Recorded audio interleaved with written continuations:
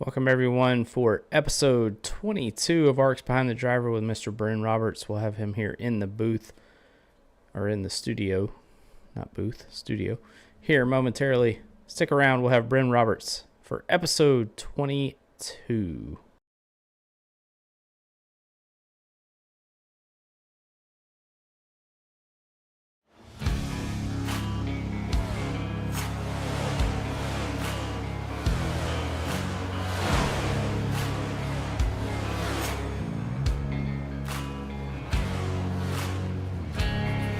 Welcome to ARCS Behind the Driver podcast.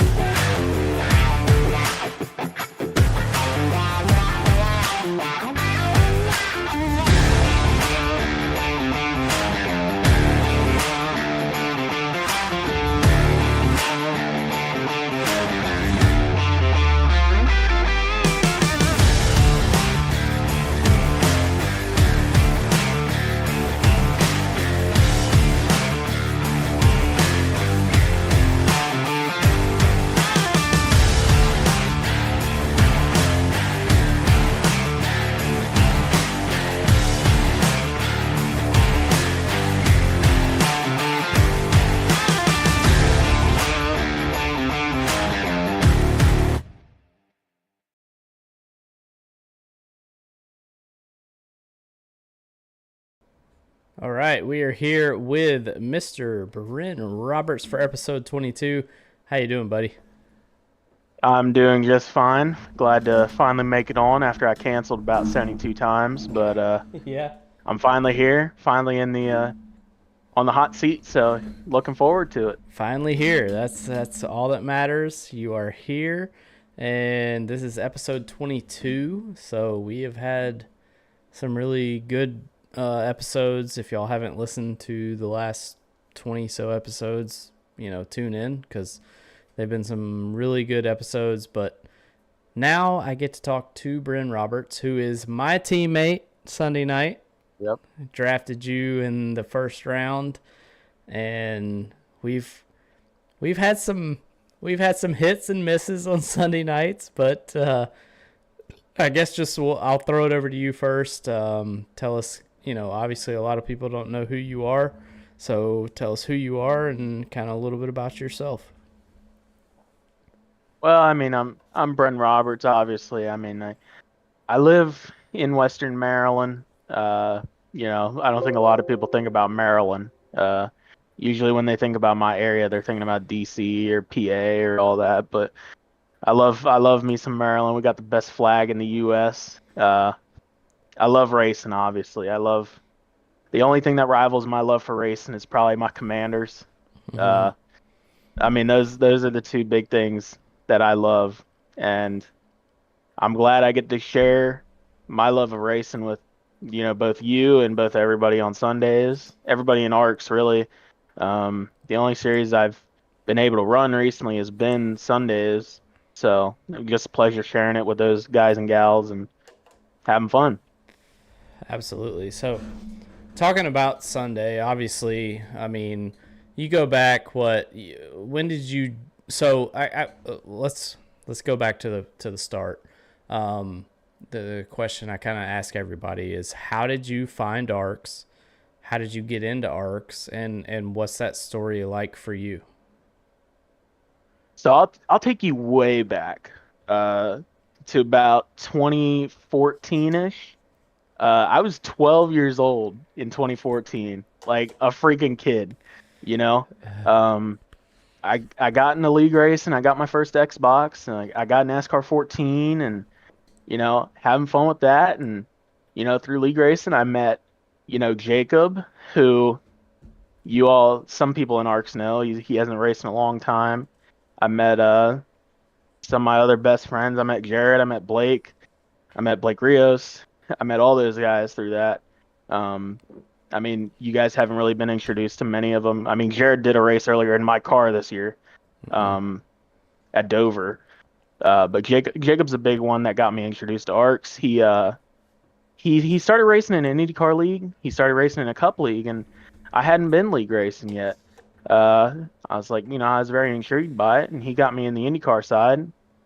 About midway through the year, I said, let me try that Cup side, and I messaged just the league owner, who's Ryan Pinnell, and I said, "Oh, Ryan, I understand the professional nature of the league. Please just let me in."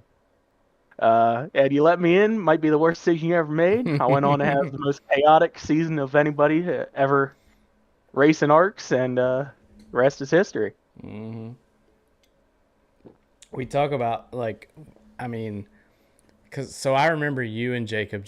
He's talking about Jacob Blankenship, for those of y'all that don't know, who I've missed him. I haven't been able to race with him much. I mean, I don't know if hopefully he's good. I don't know. I mean, but he's doing well. He's yeah, doing well. Good to hear. But I mean, yeah, y'all two came in really on the kind of ass end of the season, and y'all were fast, but y'all had some controversy. I mean, I remember that first season, like it was like the Bren Roberts, Jacob Blankenship, I mean, y'all were kind of aggressive, and I mean, walk us through that. I mean, that's I would love to get Jacob on this podcast as well, because I haven't talked to him really at all since he, I know his schedule is kind of different, so he can't really commit anymore. But I mean, take us through that first season where like you and Jacob are kind of on a team of your own,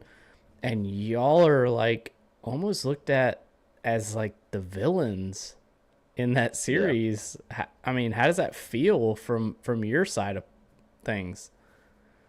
So Jacob was there from the beginning of that season. He raced, I think he did like 35 out of the 36 races that season. Yep.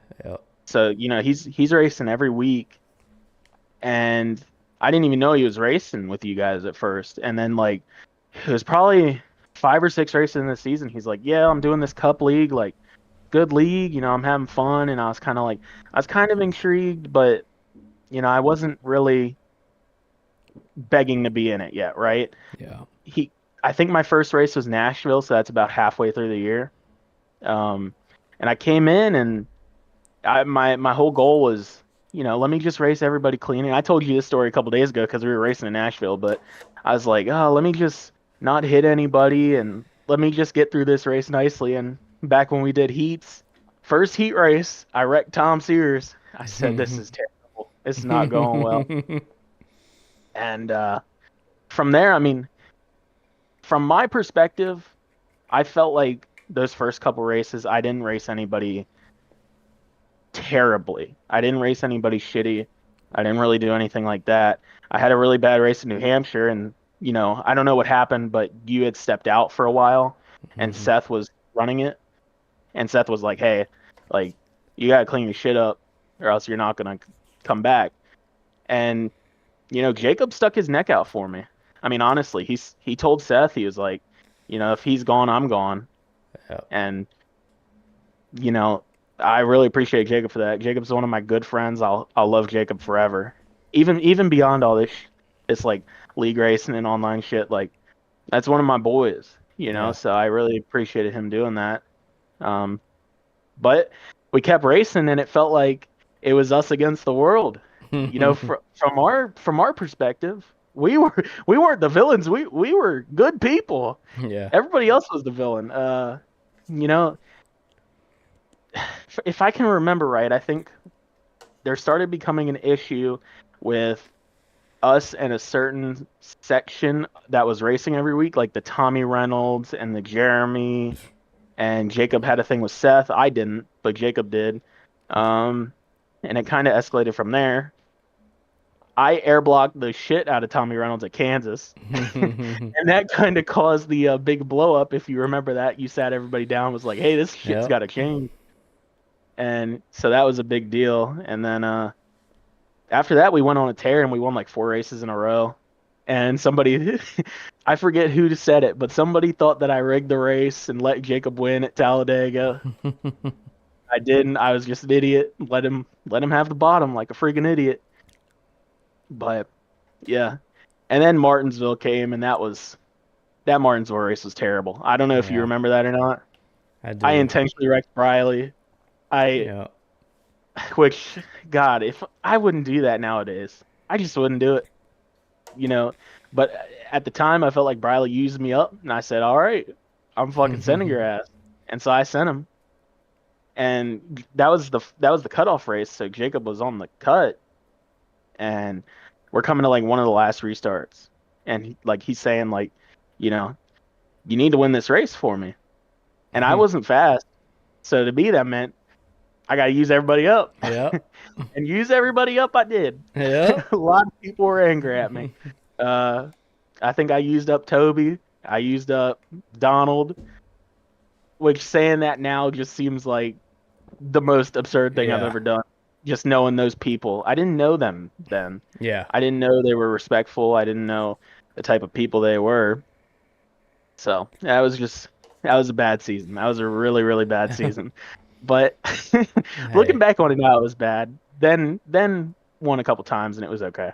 Yeah, I mean, when you're in the moment, I mean, you're like, hey, yeah, I'm gonna do what I gotta do. But yeah, I mean, now, you're a little bit, you've been in ARCS for a while, and you kind of get to know these people, and you're like, oh, well, I probably shouldn't have done that because these people are very respectful, but I mean, that's racing. It's tough to find that line between, oh, I'm gonna run these people like an ass, or I'm gonna run these people clean, and it's a very fine line. I've been there before, so it's tough to find that line to, do I run this person dirty or not?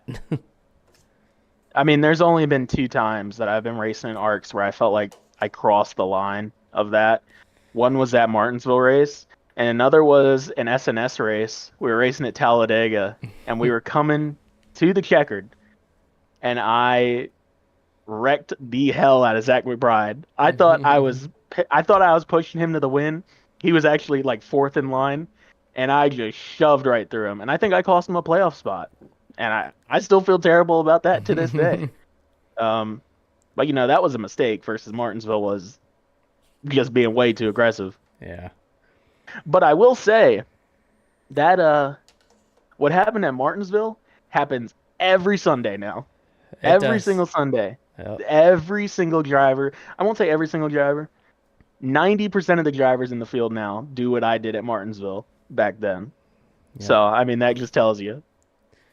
For sure. I mean, and we talk about it obviously in our team chats, but for everybody listening, I mean, this year in A squared is beyond. I mean, like I said, I mean, a couple of years ago, you and Jacob were up there competing for wins.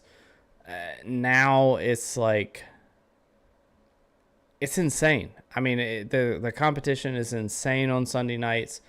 Just tell us a little bit about how different it is versus, when you were up there, you were winning races, you were competing for races. Now you're, no offense, but you're back there with me and, 20th. And I mean, that's just how competitive is A squared this year versus, when you came in on kind of the ass end of the season. What is that like?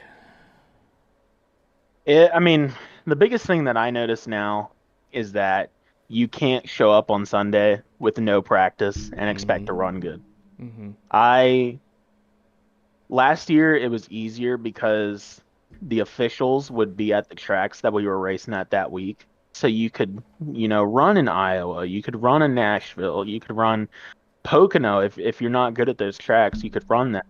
Versus now you have to spend the time to do your own test session and do this and do that. And I'll be honest, I just haven't put in the time this year. I don't know if I've practiced really at all this season. I know that's not what you want your number 2 pick to say him, but I haven't been bought in. And if you hadn't picked me, I don't know if I'd still be racing right now, to be honest. Just not because of where A squared is at. I think while the aggressiveness has gone up and while the competitiveness has gone up, I love that competitiveness. I love competing for a top 10. If I have a 15th place car and I pull an 8th place out of it, I feel like I've won a race. I think what Matt Kent and what the admins have done has been, and I'm not ass kissing. I truly believe it's one of the best rule books that there is, because I mean, I know a lot of people shit on the incident points and all that, but I'll say if the incident points weren't a thing, I probably would have wrecked the 25 car about 25 times this season. So now you got to think about that, and you got to think about what your repercussions are. Somebody can't come win a race and then make the playoffs and not show up the rest of the year. I really think I think A squared's in a good spot. I just think for me personally right now where I'm at, my life's a lot different than it was a year ago. Yeah. 2 years ago when I entered A squared, I mean, I was only 2 years younger, but I was basically a kid then still, versus now I'm a full-fledged adult.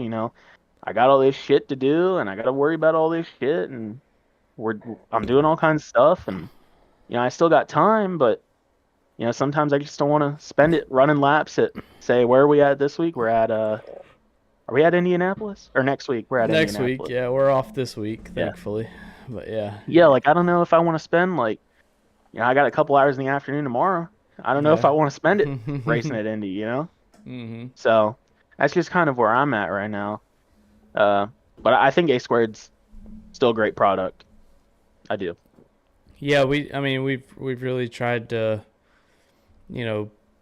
instill the rule book to where nobody can really, come in and say, oh, you don't have a rule for this or you don't have a rule for that. I mean, it's a pretty solid rule book. It's, and the racing has been pretty good so far. I mean, it's obviously we've had a couple races where it's not the best, but, overall, it's been a pretty good season, and we're averaging 28 to 35 cars depending on the track, and it's been fun so far. I feel like, I mean, there's definitely been some races where I haven't been happy, but that's just me being a perfectionist. But overall, I think it's been a great season so far. Yeah, I mean, I think the racing, I I don't know who you were talking to, but you were like, yeah, Bren gets a little fiery.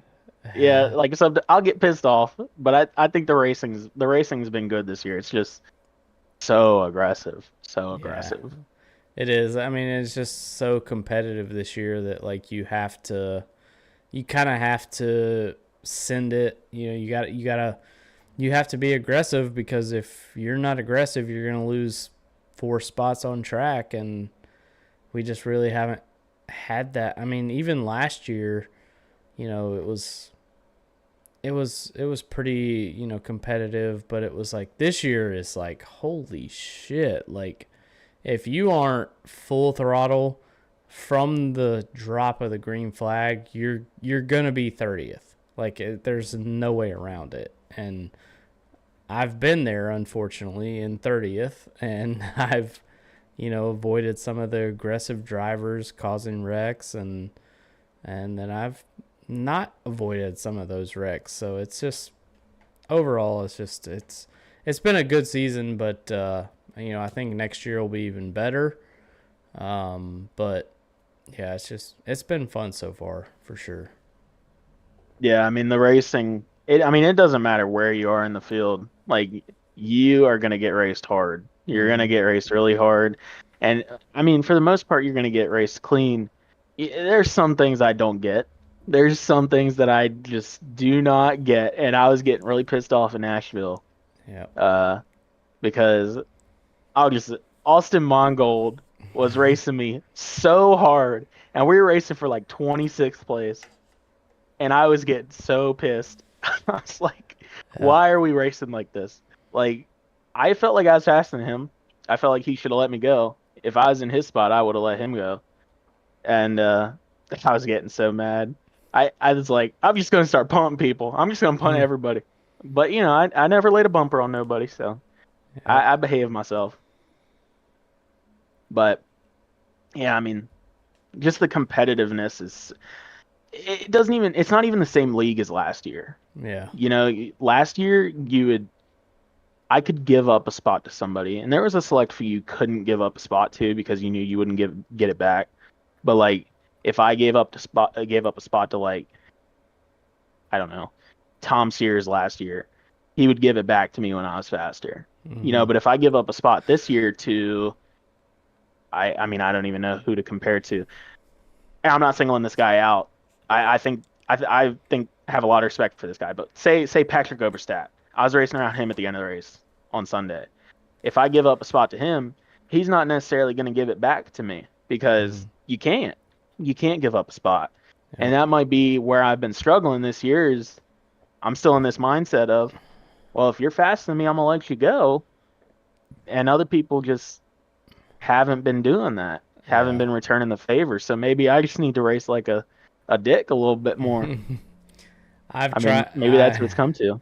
I've tried that for so many seasons. I'm like, yeah, I'm gonna race people like they race me, and then I'm like, I can't do it. I just can't do it. It's just not in my nature, but I Yeah. get it. I mean, it's so let's talk about a little bit.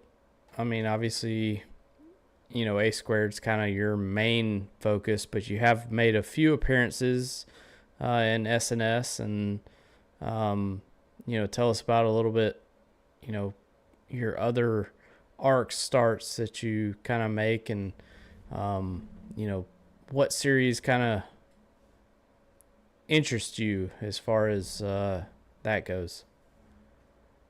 Yeah, I've made a couple SNS starts. I probably would have made more this season, but the same group of guys that I was talking about that I first got into league racing with NASCAR 14 all them years, they have a league on iRacing, and that race Saturday nights at 9. Mm-hmm. Uh, so that. just because of who it is, and it's basically going back to your roots. I race that. I prioritize that.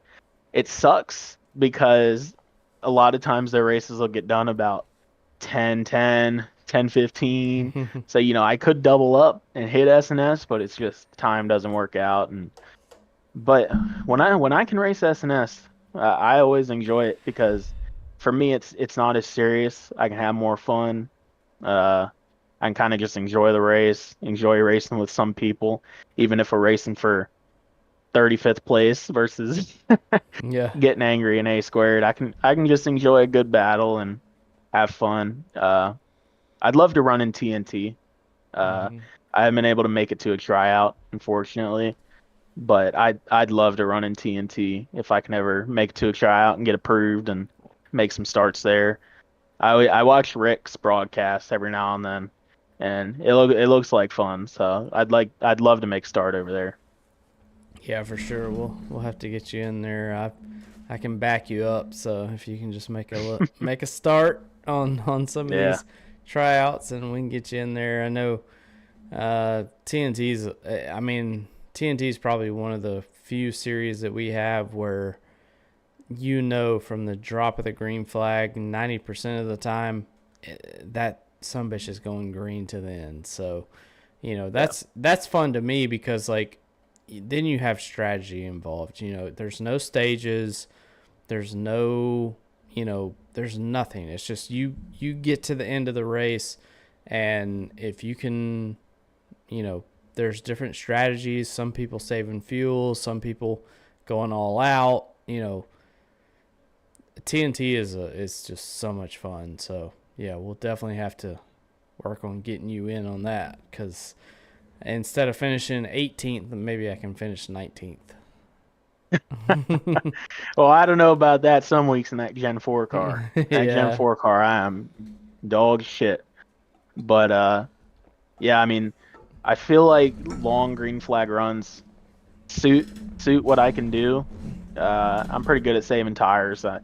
Not really good at firing off like on the short run. I'm definitely not the fastest guy in the field, right? But I Yeah. can beat somebody if we have an 80 lap run.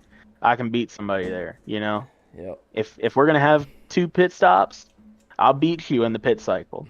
You Yep. know, if we're having a head-to-head race, I might not be able to beat somebody like a Josh Gaiman or a well, Josh Gaiman would still beat my ass even if we have an 80 lap run, but you get what I'm saying.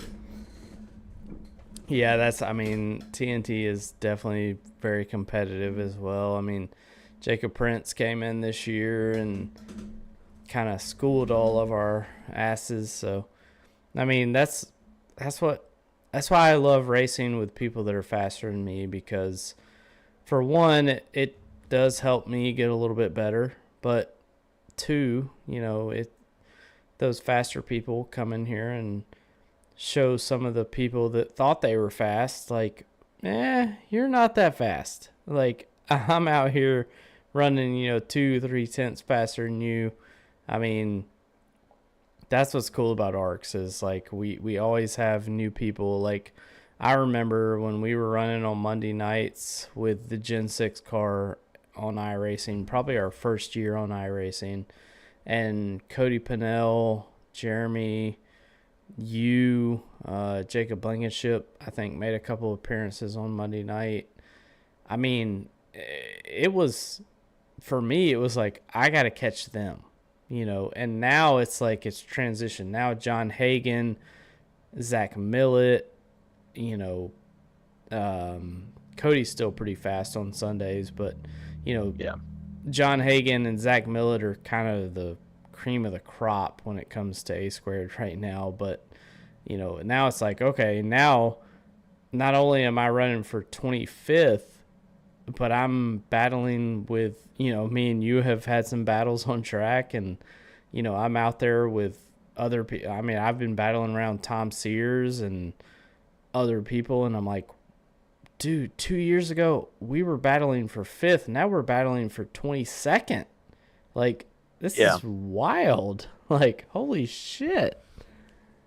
It's gotten insane. It's gotten to the point where like with these guys like Hagen and Millet and you know, then you have your kind of rotating cast of like Fetter Place and Yep. Gaiman and Wanzing and there's some guys I'm forgetting, but I mean they know who they are. Yeah. You turn from, maybe I can squeak out a top three and maybe I can get a win.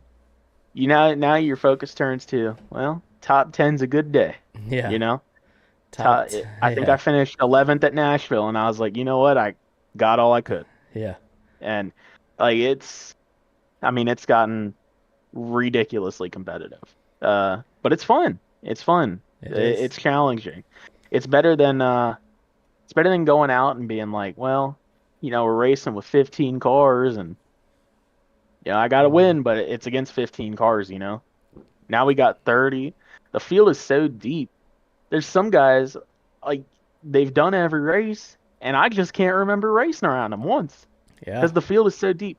David Wright is one of those guys. I was thinking about David Wright. I was racing him in Nashville. He like passed me or something, and I thought, I think it was Nashville. It might have been a couple weeks ago, but I thought I have not seen this guy all season. I didn't Yeah. even know he was racing still.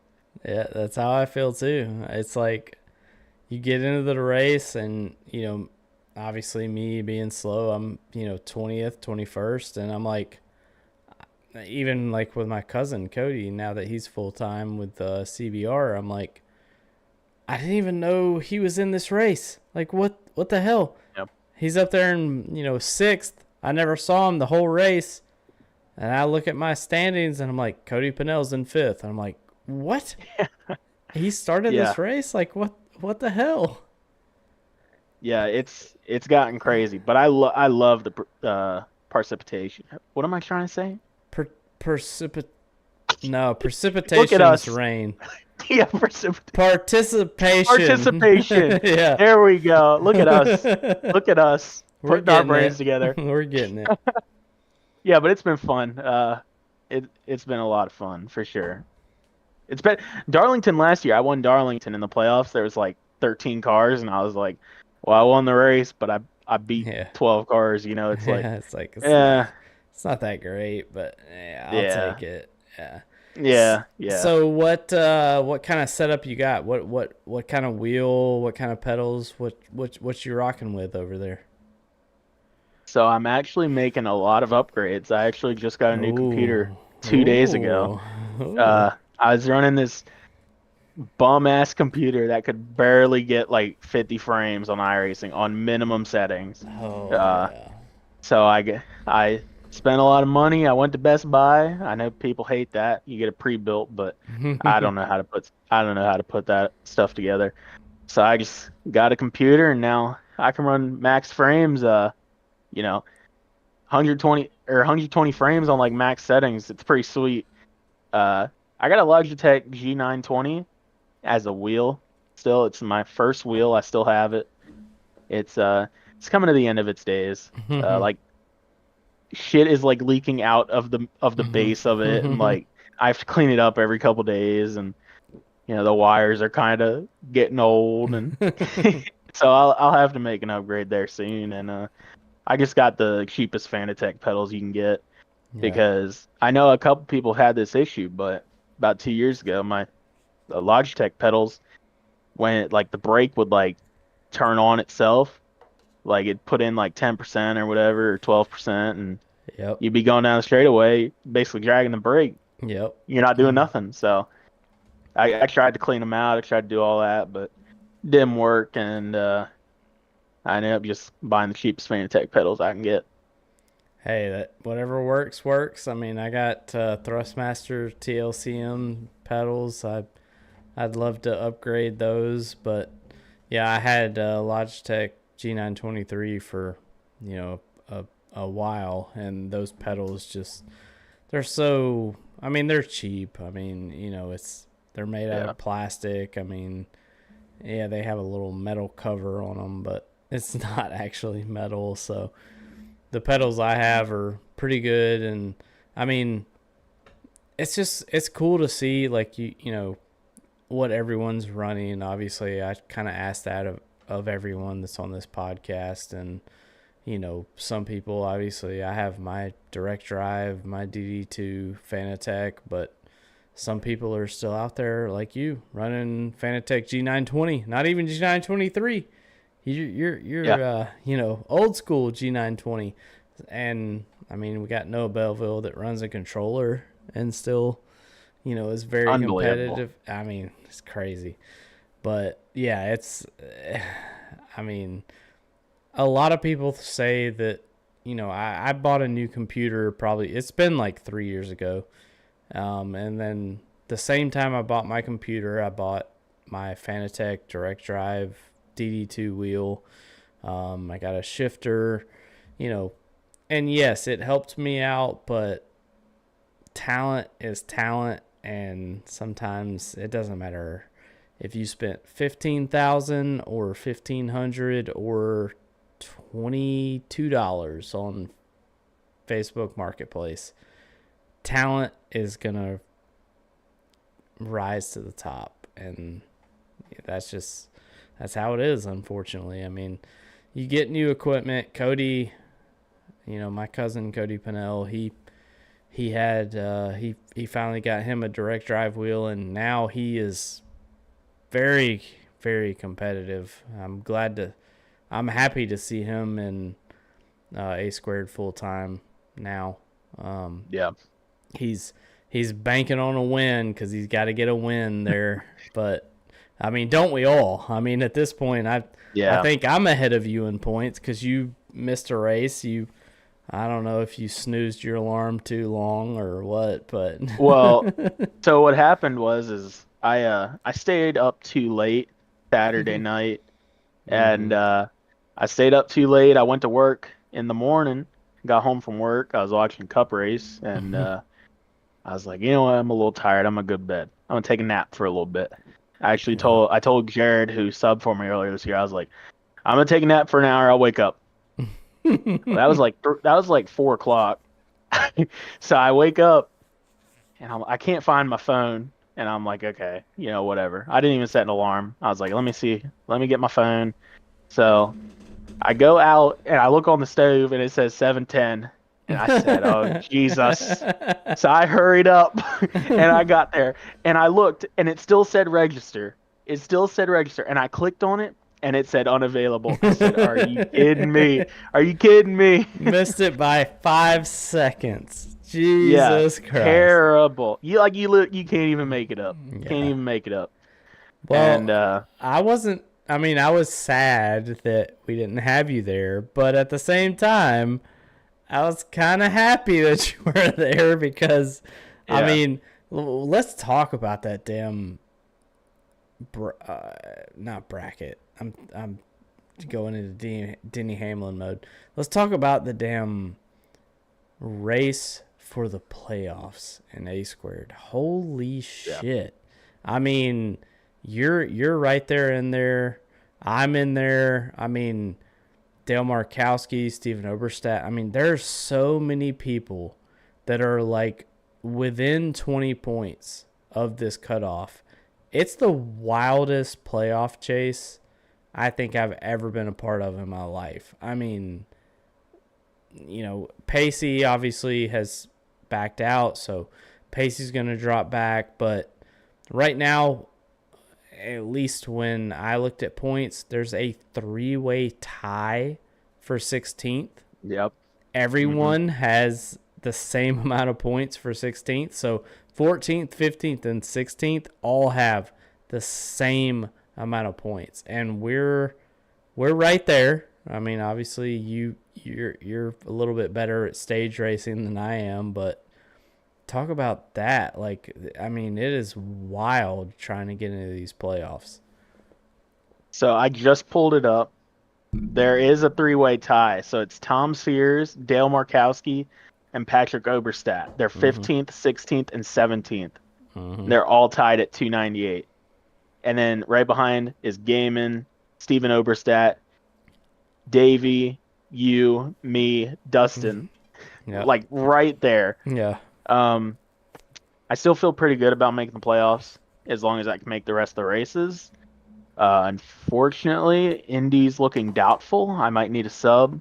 I might be calling Kenny Reel's number if he'll sub for me. Hopefully he doesn't remember me brake checking him at Talladega a couple years ago on SNS. But maybe he'll sub for me. Sorry about that, Kenny. Anyways, yeah, I mean I missed 5 races this year so far. Yeah. I had 2 subs and I missed 3. And to be 25 or 23, whatever, behind the cut, I feel pretty good. It makes me feel like I've had a better season than I have, because I can't remember a single good race I've had all year besides Phoenix, but we know how that went. Yeah. I mean, I've only missed 1 race, and I had Cody sub for me at Texas, and I'm still like way back in the fucking pack. So I got Carmen subbing for me and we talked about this when me and Carmen did our podcast, but I got Carmen subbing for me in the 12 car at Chicago Street Course. She's going to do a hell of a lot better than I am. So hoping she gets me some stage points and, a good finish. But I mean, it's kind of crazy. Like, I'll talk about this now because I don't think anybody's really realized, or at least, I mean, I have, because that's what I'm doing, but the subs at this point, oh, I'm burping. Damn. At this point, the subs, it's not even really, because, like, I can run Chicago Street Course. I don't have any plans. But the subs are almost like, you know what? And even Austin Mongold, he's got a sub for, and I wish Mongold was in the chat because I can't remember who he has subbing for him, but I think it's Tommy Reynolds. Yeah, I think Tommy Reynolds is subbing for him. I mean, fucking grade A sub, and I'm like, why didn't I think of that? Like, I mean, well, here's the thing: Tommy's been asking to run Indy for like weeks now. Yeah. And I wish I knew that I had a great chance of missing that race, because I would have said, Tommy, please get me in the playoffs, Tommy, please. But yeah, and these subs, Austin beat me to it. These subs, like when we started this year, it was like, okay, the subs, it's just for when, like, I'm out with my family, I'm having a barbecue on Sunday night, whatever. Now it's like, you know what? I'm available, but I don't care. I'm going to get a sub. I'm going to get some points. I'm going to try and find somebody that's fast as hell to get me some points because I need them. And that's exactly what I did with Carmen for, the Chicago Street Course. I knew she was way faster than I was. I mean, even a road course that I know, like Watkins Glen or Sonoma, I'm still awful. So now a Chicago Street Course where I don't really know that track. I have no idea the turns. I don't. You could ask me, what's turn 7? Fuck, I don't know. I have no idea what turn 7 is. But Carmen is very good, and I'm gonna let Carmen race for me and try and get me some stage points and try and get me a good finish. And I feel like a lot of drivers are kind of realizing, like, holy shit, if I can find somebody fast, I'll take a sub and let them run for me and see what happens. Mongold, you pick Tommy Reynolds. He's a hothead, so be careful. That's all I can say. Yeah, me and Tommy have had our run-ins, but yeah, we're good now. We've cleared that up. That was a while ago. But, yeah, I mean, like you said, I mean, I've missed a lot of races this year, just stuff out of my control, except oversleep in Iowa. I mean, that was in my control, but I mean, if I had subs to give, I mean, I'd be handing them out left and right, at tracks that I'm no good at. Like, I don't know. I mean, Chicago is an example. Like, I ran good at Sonoma, but on raw speed, I'm not going to be good at Chicago, Yeah. So if I could get somebody like Carmen or somebody that I know is fast at road courses, Rudy Valentine, that races HDL every now and then. Yeah. Please, Rudy, please, yeah, get me those 60 points. Yeah. But no, I mean, Yeah, I mean, especially when there's other people gaming elements of the point system, and Mm-hmm. I won't say who, but I think it's kind of obvious. I have a lot of respect for that person, but you know, you get your win and you don't show up the rest of the year. That's kind of BS, you know. And Yeah, I get it. I don't have a lot of room to talk because I'm not showing up either. But yeah, you know, it's just one of those deals, man. It's one of those deals. It's a product of the playoff system that NASCAR has. You know, for sure. when leagues try to do something like that and try to mimic NASCAR, it's hard to because we're not getting paid hundreds of thousands of dollars a year to go out and race every Sunday, you know, whereas those guys are. So they have incentives to skip a family event and go Yep. race. They have to. But if we have a family event, it's not like you're going to skip it to go race, you know, a sim race. You know, you're going to prioritize that family event in most cases. Yep.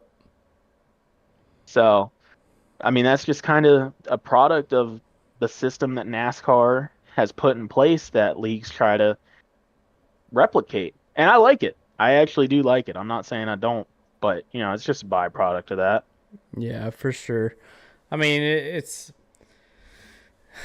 I mean, we have a 75% rule, so obviously there's some people that have wins that are very close to that 75% rule. Emma being probably top of the board. I mean, she's missed the last two races, hasn't used a sub. I think she's already subbed twice, so she only has one more sub. But I mean, that's something that everybody's watching every week, including obviously me because I'm the owner of this series. But I'm watching every single move that every driver makes, and I'm thinking, okay, Emma has won a race, yes, but she's also missed a shitload of races. Jeremy's the same way. Jeremy's not safe yet. Jeremy is absolutely not safe. If Jeremy doesn't show up for the next couple Sundays, obviously we're off this Sunday for Father's Day. Thank God I get a night off. I don't have to fucking deal with this shit. But, I mean, it's not over till Daytona checkered flag. I mean, with everything, with all these points and everything, we get to Daytona. I mean, right now I think I'm 21 points away from the cutoff. That doesn't seem like a lot, but that is a lot with this competitive field. And then we get to Daytona, and let's say, I mean, I don't even have points brought up right now, but let's say somebody that's 29th in points that has been there every single week wins Daytona, they're in. Yep. They're gonna knock somebody out, and that's what's so cool about A Squared is it really does, to me, kind of replicates NASCAR because NASCAR, obviously, like, I mean, you think about Ryan Blaney. We go back to the 12 camp. Ryan Blaney is what 13th in point or 12th or 13th in points if you take into consideration the wins of everyone that has won this year. Ryan Blaney would be 4th in points if it wasn't for wins. So, and A Squared is the same way. It's like I'm sitting back there in 19th, but if I win Daytona, I'm in. I mean, so Daytona is going to be a wild fucking race for the season finale. I'm looking forward to it. Or maybe Well, not. Maybe not looking forward to it. I don't know. We'll see. there's probably not going to be anything to look forward to because I'll say if I'm more than 10 points below that cut line, you're gonna think me and Jacob were the cleanest racers of all time. Cause I am fucking throwing everything out the window. I don't care what anybody's done to me. I don't care if they've raced me clean, they've raced me dirty. Everybody's getting raced the same at Daytona. I'll be throwing the nastiest blocks of all time. Oh, And that's just what you got to do. That's just what you got to do. I will too. I mean, Daytona is my last chance, and if we get there, obviously we still have, a couple races. We got Indy. We got a couple races after that. I don't have the schedule pulled up, so I should know, but I don't. But when we get to Daytona, that shit's going to be wild because you're going to have a lot of people that are not in those playoffs that their only shot, and it'll be my only shot, more than likely, is you have to win this race. And if you don't win this race, you're not in the playoffs.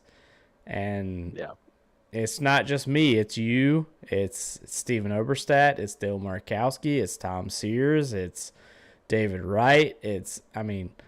There's a mess of drivers that when we get to Daytona, it's either you win or you're not going to make the playoffs. I mean, that's where it's at right now.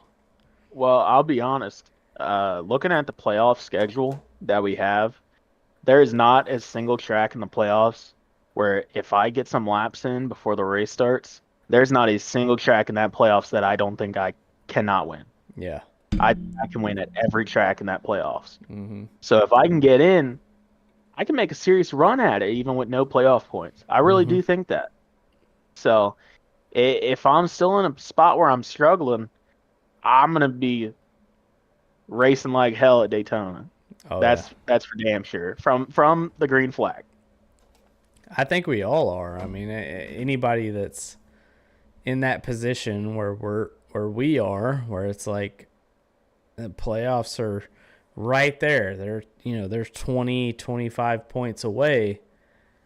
When we get to Daytona, if it's 20 points away, I'm gonna be racing like Joey Logano, or Kyle Larson, where I'm not letting nobody by me, and I'm gonna block everything. But it's also tough because then you make a bad block, you wreck somebody. Now you're like, oh shit, And look, talking about the point system and the penalties, we have a lot of drivers that are already over or very close to that 5 out of 5, and every incident they cause after that, 5-point penalty. And that is huge.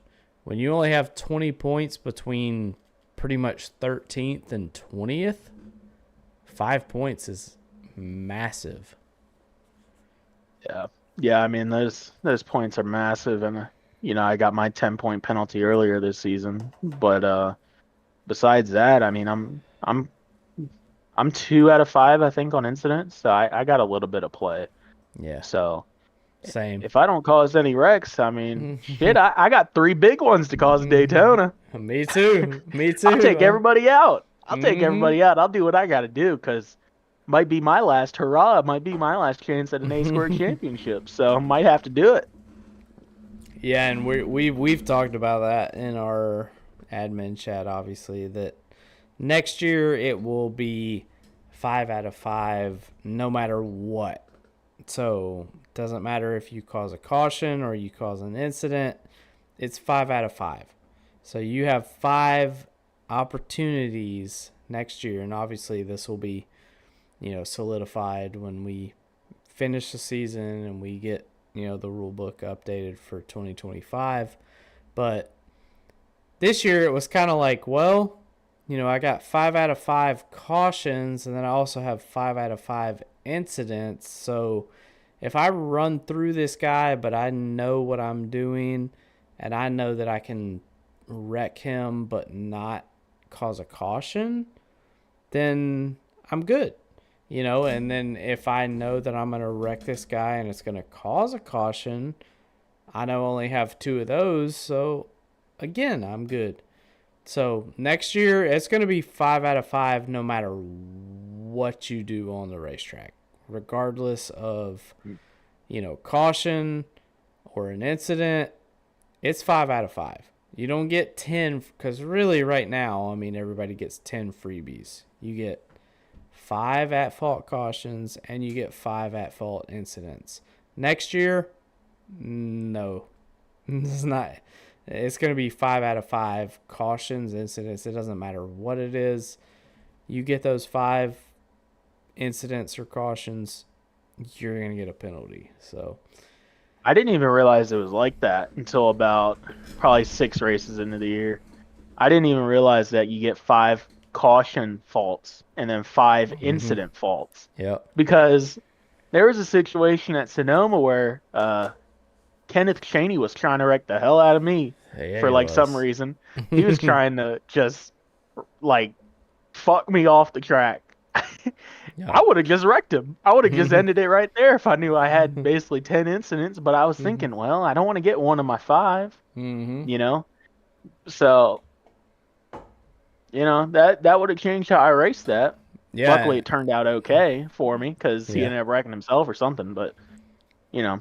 Yeah, you'll have that on the big jobs. But, yeah, I mean, it's – yeah, we're definitely going to change it for next year. I mean, it seemed like a good penalty system this year, and obviously, I mean, some people have already gotten 5-point penalties based off what we already have. So I mean, it's just like you got to just be smart. Like, I mean, obviously, I've had 2 at fault cautions, I think. So like, obviously, I know that if I'm gonna wreck somebody, I want to make sure that they don't wreck the whole field and a caution doesn't come out, because I have 0 out of 5 at fault incidents, and I could be wrong. I'm not looking, but you know, as a driver, I mean, we all are.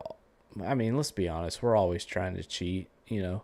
And absolutely. You look at your incidents and you're like, oh well, I'm 0 for 5 at fault cautions, so if I drive through this person, I'm going to fucking make sure that they cause a caution, because then I'm good.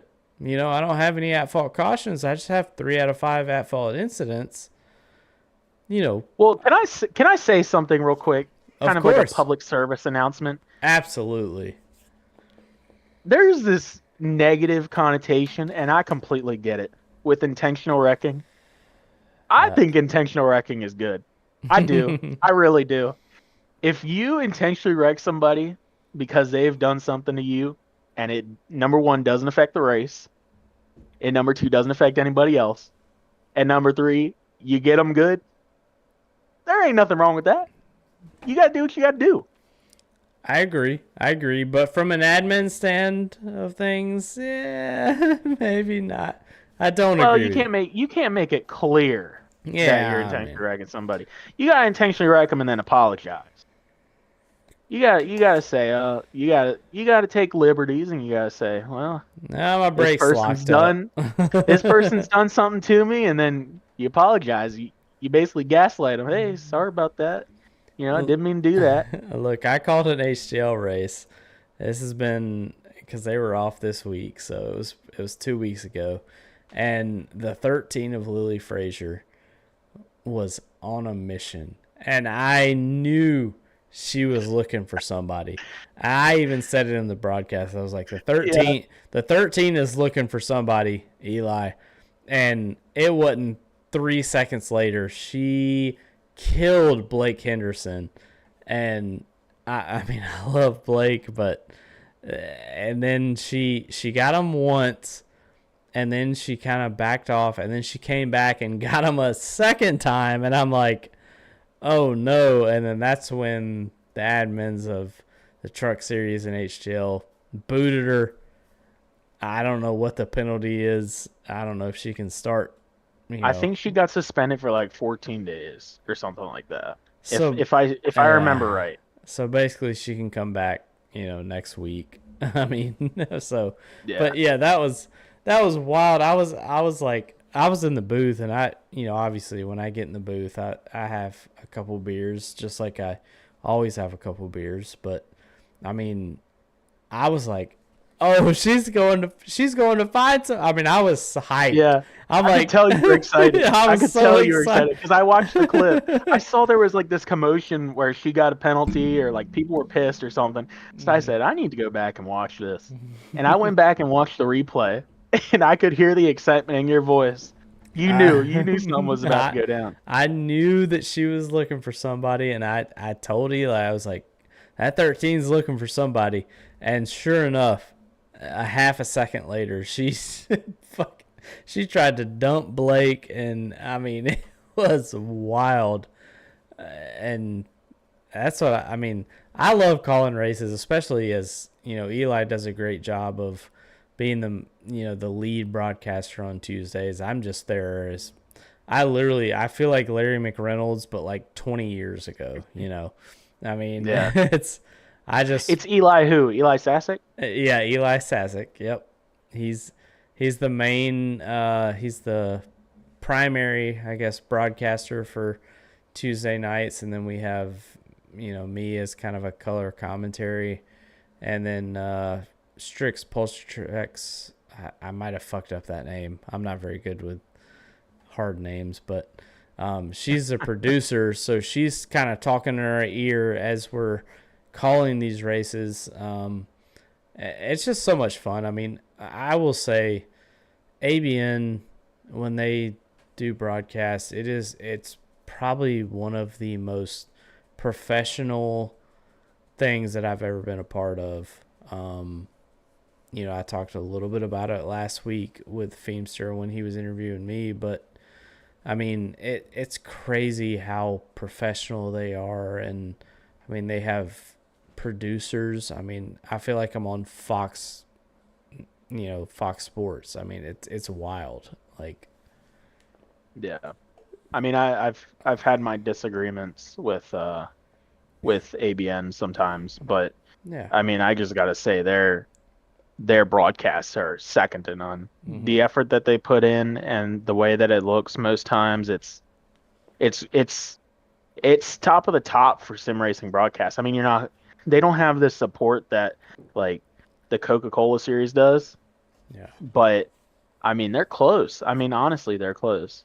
And for being the level of organization that they are still to put on that type of broadcast, I respect the hell out of it. I do. I respect the effort, and I respect the broadcast they put out. Yeah, y'all just wait till 2025 when I retire, and I will be full-time. I feel like I need to be Martin Truex Jr. and announce my retirement. I might do it after Indy, but I'm looking forward to my broadcast career with ABN, and y'all can see that. Double fucking fingers for anybody that's watching. Fuck off after this year. No, we won't let you retire. You can't get away. You can't get away from ARCS just yet. Yeah, you got to give a couple another years of service. John Hagan said the leader that we deserve, or what did he say? The leader that we need but don't deserve, or something. And I was like, oh, I appreciate that, man, but I will still be involved in ARCS for sure, but you will probably not see me behind the wheel very much in 2025. I'm just throwing that out there. But all right, man. Well, go ahead. Sorry. Oh no, I was just gonna say, ARCS has some good leaders behind you, like Tom Sears and all those guys, Seth and Kerr and Matt Kent. So if you did want to step away, it would be in good hands. For sure. They know what they're doing, so we'll see what happens. But yeah, I mean, we'll close it out here because I'm sure Feemster's probably already wrecked the car 15 times in the rain. Yeah, I saw he had 7 more minutes of damage or something like that. Yeah, that was a long time ago though, so I don't know. This car might be destroyed by the time I get in it, but I'll let you kind of have the floor. Anybody you want to shout out, or again, thank you for coming on the podcast. I feel like we've tried this 4 times and finally got you on here, so I mean, great podcast. But anybody you want to shout out, or anyone you want to say hey to, the floor is all yours. Yes, I'll just say shout out to Jacob for I don't know if he'll be listening to this when he's on the road or not, but he gave me grief when I canceled the first time because I was busy. He was like, "Oh, I wanted to listen to you," and he always does this voice. He always makes fun of my lisp. Hello, Ryan, I'm on the Arts podcast. I said, "Oh, fuck you, man," but he wanted to listen to it, so I hope he's listening. And just shout out to him. I love him to death, and one of my guys. Love him forever. But shout out to you. Shout out to all the people that race in ARCS that I get to share my love of racing with, and just that's all I got to say. I'm looking forward to the rest of the season, and maybe I can race a couple other leagues with y'all, like SNS, TNT, but maybe next year in A squared as well. Absolutely. Well, I loved having you on the podcast tonight. I know it was kind of, I mean, we've been trying to do this for 6 weeks, it feels like, but we finally made it happen, and that's all that matters. So thank y'all for tuning in, and thank you, Bren, for being a part of this tonight. Episode 22, I think. Yep, 22. So Joey Logano fans, reunite. I mean, it's wild that we've done 22 episodes of this. I started this and didn't really think that it was. I mean, I knew that maybe a couple people would be interested, but to be on episode 22, that's pretty crazy. We don't have any kind of budget for this shit. That's why we have shit ass Discord video and audio, but I mean it's fun. I mean, it's at the end of the day, I like I said, I always get nervous because I feel like after 10 minutes I'll run out of things to talk about, and here we are, an hour and 10 minutes in, and I feel like I could keep talking to you for another hour if Feemster wasn't probably asking for me to get in this. He's probably begging. He's probably begging to get out of that car right now. He's probably got 5 laps of fuel left, just wondering when I'm going to end this podcast. So, again, thank you, buddy. Had a blast talking to you. We'll have to have another episode soon. But thank you for coming out, and I'll let you see yourself out. But thank you again for being here tonight. Absolutely. Thank you for having me on. Absolutely, man. All right, that was Bren Roberts for episode number 22 here for ARCS Behind the Driver. We're going to wrap this thing up here pretty quick. I got to get over here to my team chat and see how we're doing at Watkins Glen. Thank y'all for tuning in. I really do appreciate it. That's going to do it here for me tonight. Episode number 22 with Bren Roberts. Episode 23, we have no one scheduled for next Friday night. So if you want to be on the podcast, let me know. Shoot me a DM on Discord or text me or whatever, and we'll get you on next Friday night. If not, it'll just probably be me talking about random shit for episode 23 because I don't have a guest. So appreciate y'all tuning in. Thanks again. I'm gonna go try and run some Watkins Glen possibly in the rain, so that could be fun or not. But anyway, see y'all next Friday. Thank y'all for tuning in. Until I see y'all the next time, Tuesday at HTL. We'll be back in the booth. But y'all stay on that loud pedal.